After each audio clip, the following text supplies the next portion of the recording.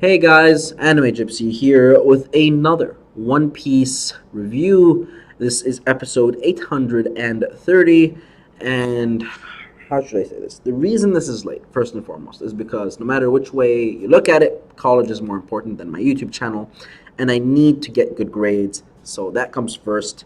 I had papers due, I had stuff that was my priority, and I needed to take care of it, so yeah, that's that.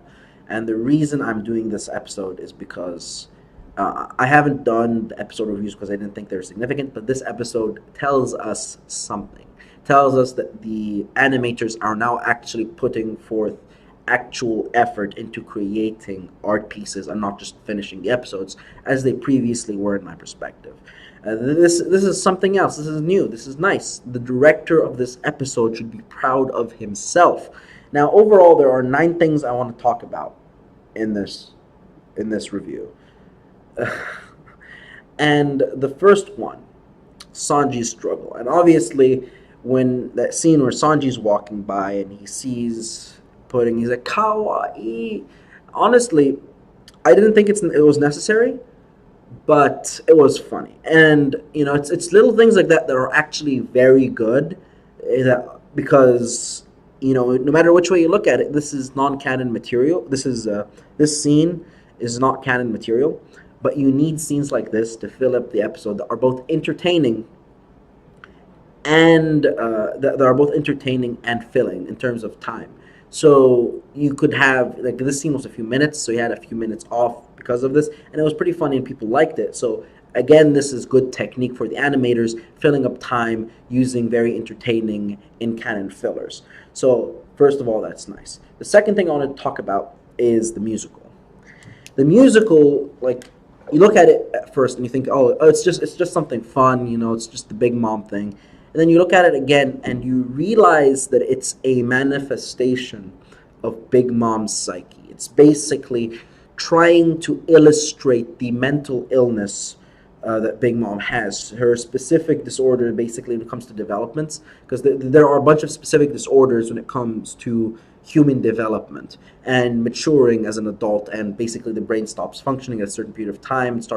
Not stops functioning, stops developing at a certain period of time. Sometimes that happens prematurely, and you end up with a man baby. And this is obviously what I think, and a lot of people think about Big Mom. She's a man baby, no matter which way you look at it, no matter which approach you take. This is the way it is, and this is seen in like. You have freaking underworld bosses in this episode.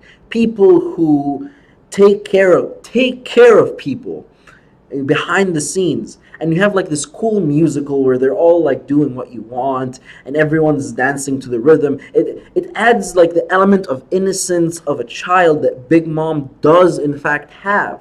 But at the same time, it's the sickening reality of her world that is undertoned in that whole thing. It's like you're playing with fire in a way. That fire being maturity in a veil of childishness. That's what I see it, and innocence.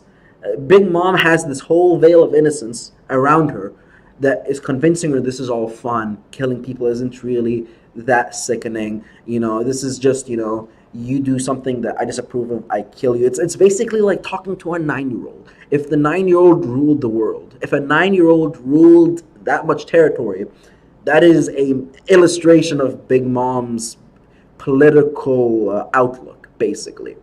And I think this is illustrated in the musical because you see all this power being displayed in a childish veil. And I really love it because I'm a big fan of politics. I'm a big fan of mental disorders, and when you have them both together, it's Gucci. That's quality stuff, at least in my perspective. So that scene aside, the third thing I want to talk about is the body check scene. We haven't before seen speed feats from Beige in the manga, but now we've seen it in an anime where Beige was actually able to keep up with Niji in terms of speed, where he drew his gun. Not fully keep up with Niji, but being able to pick up your gun, do this to Niji's face, Well, Niji's going probably at, like, the speed of lightning. This is something astonishing.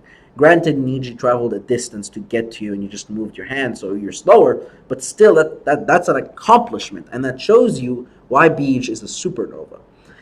So that's basically my perception on that. And oh yeah, I watched King of Lightning's review, and one of the things I want to talk about is a lot of people say that this arc has been phenomenal in One Piece so far. This whole cake arc has been phenomenal in the One Piece anime so far. A lot of people say that. I know Roger Space says that. I know King of Lightning says that, and I know that they're probably never gonna watch this video. But I just want to put it in the record to say that I disagree with them. I think this arc has been terrible in the anime because no matter which way you look at it, Cracker versus Luffy is one of the biggest fights in this arc. It's one of the most important arcs in this arc, and it was given absolutely no respect in the anime. Its quality was atrocious. It was horrendous. It was hard to watch. It really was. I felt like I felt like this was like the 1920s, and I was watching like some BS anime, like pre World War II animation. Like it was very low quality animation with a lot of still shots. Honestly, it had color, which but still, like compared to the number of still shots, like, are you kidding me? This isn't like the 1920s where like only 10 to 15 people work on animation in an episode. Like you could have like animation crews working on specific scenes. This just doesn't make sense, and it doesn't. Like, what are you guys doing? Like, where is your budget? It just doesn't make sense. And because of this, I cannot say that this is one of the best arcs in One Piece when it comes to the anime.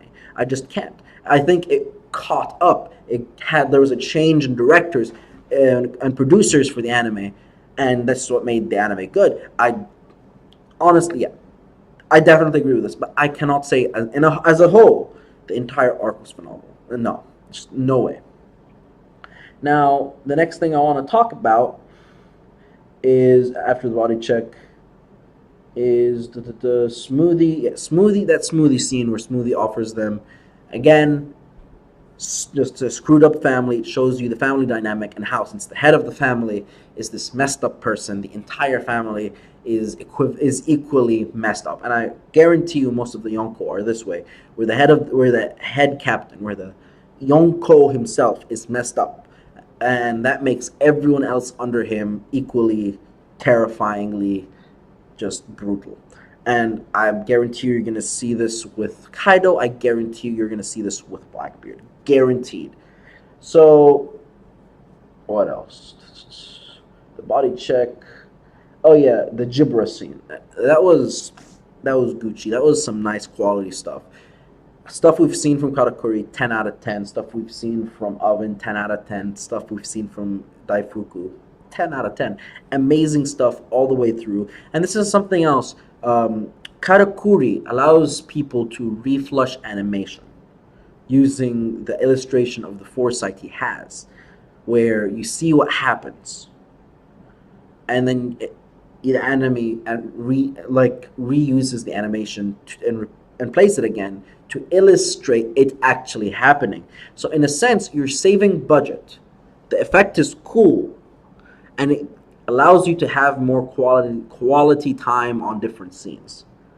So overall, great animation. And I could tell specifically that the animators for this episode had a lot of experience animating Smoke, because the animation of Smoke in this episode was pretty obvious. It was pretty good. You've seen the smoke from Bij's cigar, the smoke from Daifuku, and in general, this animation of Smoke was pretty phenomenal.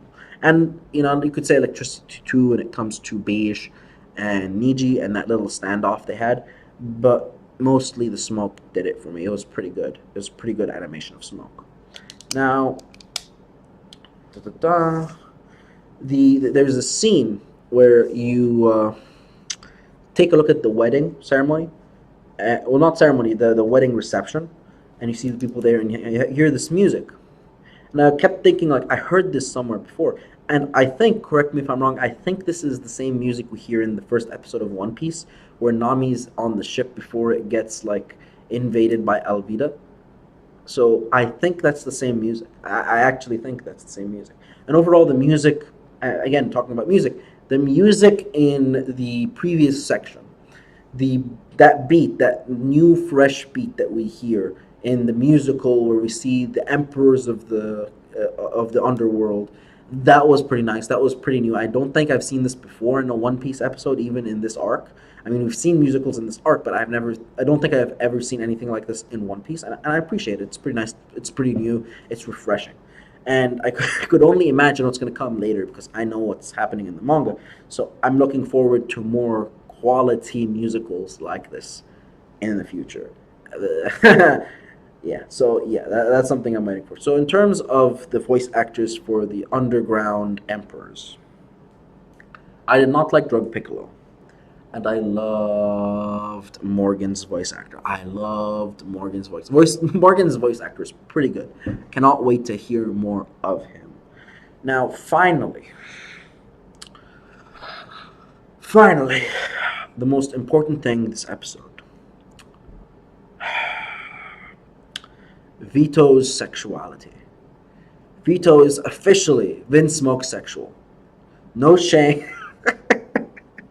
I'm just kidding. If you guys like the video, please leave a like. Until next time, guys, this is Anime Gypsy, and I'm out. See you guys later. Bye.